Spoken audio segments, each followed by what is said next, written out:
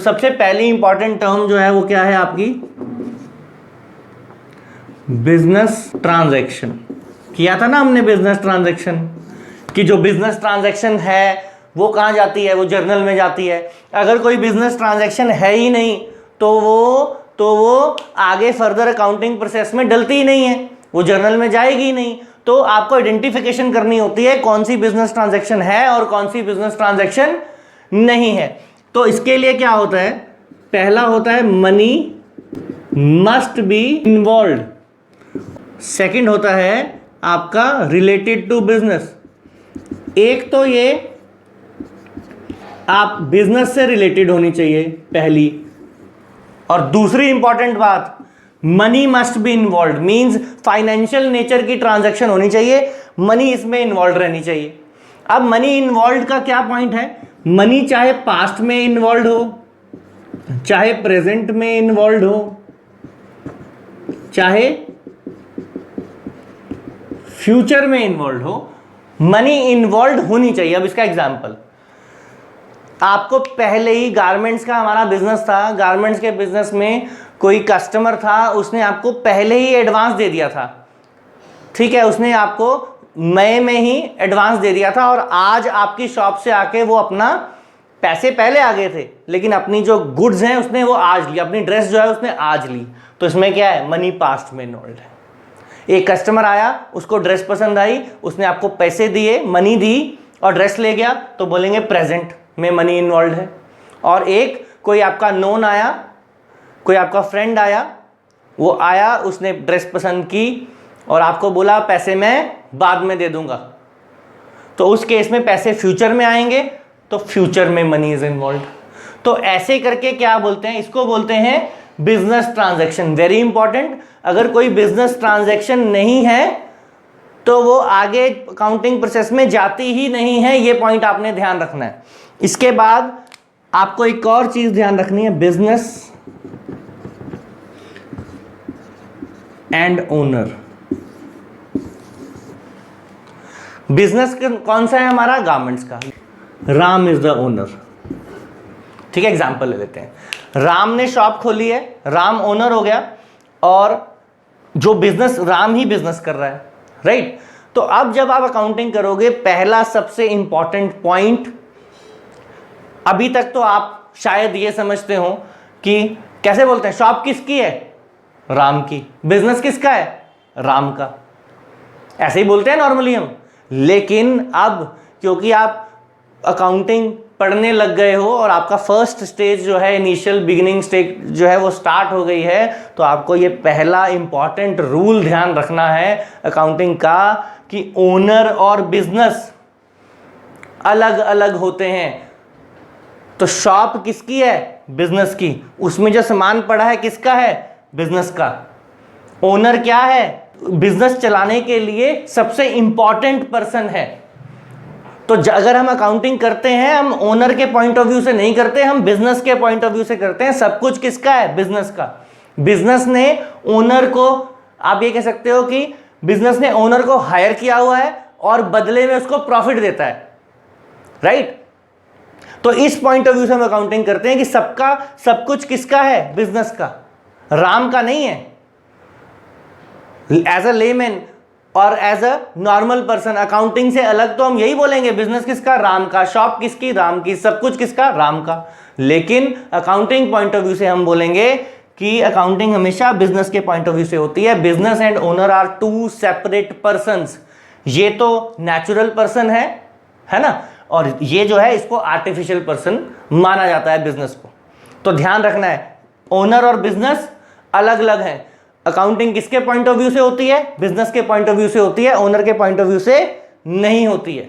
तो अब अगर ये दो अलग अलग पर्सन हो गए, ओनर और बिजनेस अलग अलग पर्सन हो गए, ये आर्टिफिशियल ये नेचुरल, तो ऐसा होगा ना, ओनर बिजनेस को कैश या काइंड मतलब होता है सामान, कैश मनी इन्वेस्ट करता है बिजनेस में तो उसको बोलेंगे कैश। काइंड मीन सामान, जैसे घर का एसी था बिजनेस में लगा दिया, घर का फर्नीचर था बिजनेस में लगा दिया, ठीक है, अपना जो प्रेमिसेस था बिजनेस को दे दिया। तो ऐसा क्या होगा, ये होगा काइंड। ओनर अगर कुछ भी बिजनेस में इन्वेस्ट करता है या बिजनेस को देता है, ओनर कुछ भी बिजनेस को देता है, कुछ भी, anything, whether it is cash और काइंड, इसको हम बोलते हैं कैपिटल। याद रखना है, कुछ भी अगर ओनर बिजनेस को देता है, चाहे वो कैश हो चाहे वो काइंड हो, उसको हम क्या बोलते हैं, कैपिटल।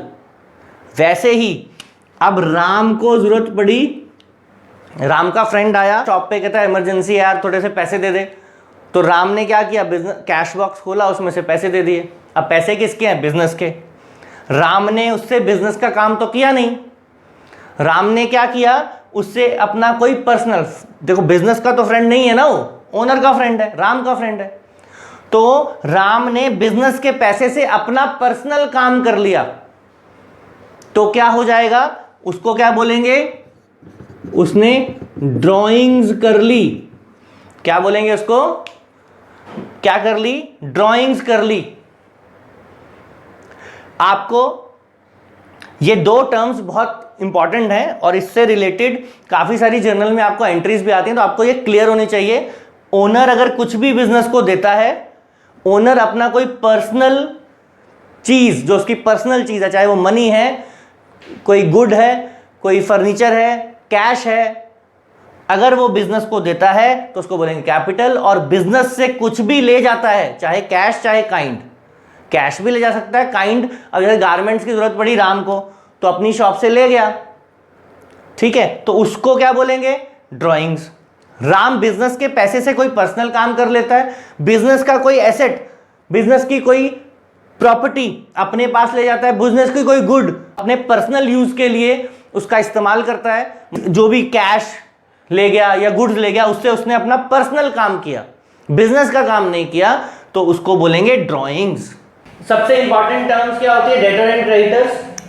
डेटर क्या होते हैं, पहले हम इसमें आते हैं। डेटर वो लोग होते हैं, वो पर्सन्स होते हैं from whom you have to take money in future, from whom you will receive money in future. The question is why will you receive money in the future? अब वो आपको क्यों पैसे देंगे फ्यूचर में, बिकॉज एट प्रेजेंट आपने उनको credit sale की होगी। आपके रिलेटिव्स, फ्रेंड्स जो आपके अच्छे नोन हैं, कई बार वो आते हैं, सामान ले जाते हैं और बोलते हैं पैसे जो है आपको बाद में देंगे, तो उसको बोलेंगे हम क्रेडिट सेल हो गई। अब क्रेडिट सेल हो गई तो पैसे कब मिलेंगे, फ्यूचर में। राम आपकी शॉप में आया था और राम ने सामान ले गया लेकिन उसके पैसे नहीं दिए, तो मीन्स राम आपका डेटर है, बिकॉज फ्यूचर में आपको उससे पैसे लेने हैं, because you have to receive money from him in the future. अब इसी एग्जाम्पल को थोड़ा सा फर्दर ले जाएंगे। जब इस एग्जाम्पल को फर्दर ले जाएंगे तो मीन्स क्रेडिट सेल आप हर एक को तो नहीं करते, कोई भी पर्सन आपकी शॉप में आके बोलेगा मुझे सामान दे दो और पैसे मैं बाद में दूंगा, तो ऐसा आप हर किसी को तो नहीं अलाउ करोगे ना, यू वोंट अलाउ एवरीवन। तो इसलिए क्या होता है कि एक टर्म होती है जिसको हम बोलते हैं बिल्स रिसीवेबल, ठीक है।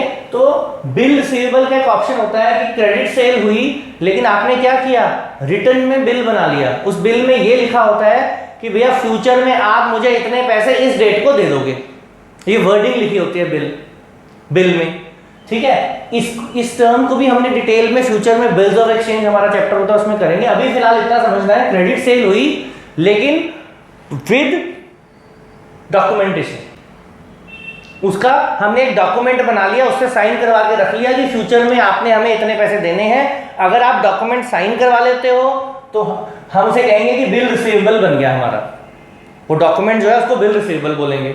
लेकिन अगर आप वर्बली सेल करते हो कि कोई डॉक्यूमेंट आपने नहीं साइन कराया, तो इन दैट केस फिर वो पर्सन आपका डेटर बन जाता है।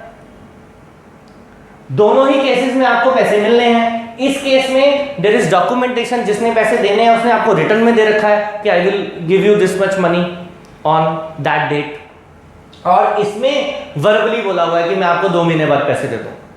तो दोनों ही क्या है, आपको पैसे मिलने हैं फ्यूचर में, दोनों को ही ऐड कर दें तो टोटल रिसीवेबल आ जाता है बिजनेस का। मींस रिसीवेबल मींस फ्यूचर में जो मिलेगा पैसा, इन दोनों को ऐड कर देते, ठीक है जी। ऐसे ही क्रेडिटर, क्रेडिटर क्या होती है?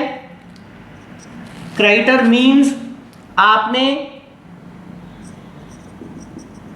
क्रेडिट परचेज किया। Sometimes you also do credit purchase, means आप गए रोहित की शॉप पे,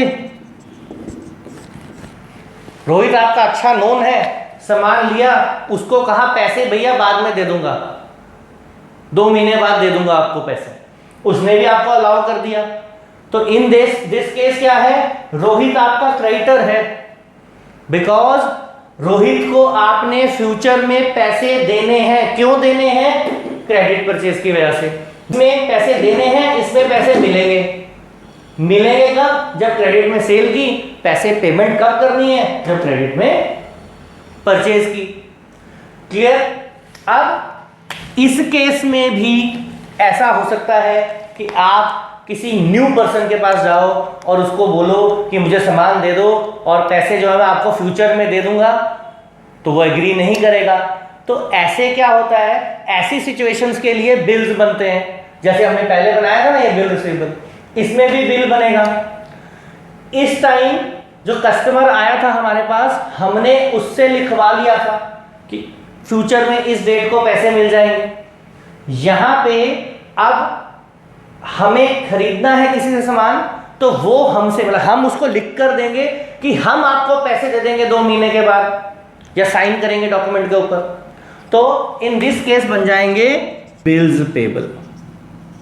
फ्यूचर में पैसे देने हैं, मींस लिख करके दे दिया कि फ्यूचर में पैसे देने हैं तो बिल्स पेबल बन गए। अगर लिख कर नहीं दिया, वर्बली बोला कि पैसे जो आपको 2 मंथ्स बाद दे देंगे और बंदा एग्री कर गया, जैसे रोहित कर गया था, तो क्रेडिटर।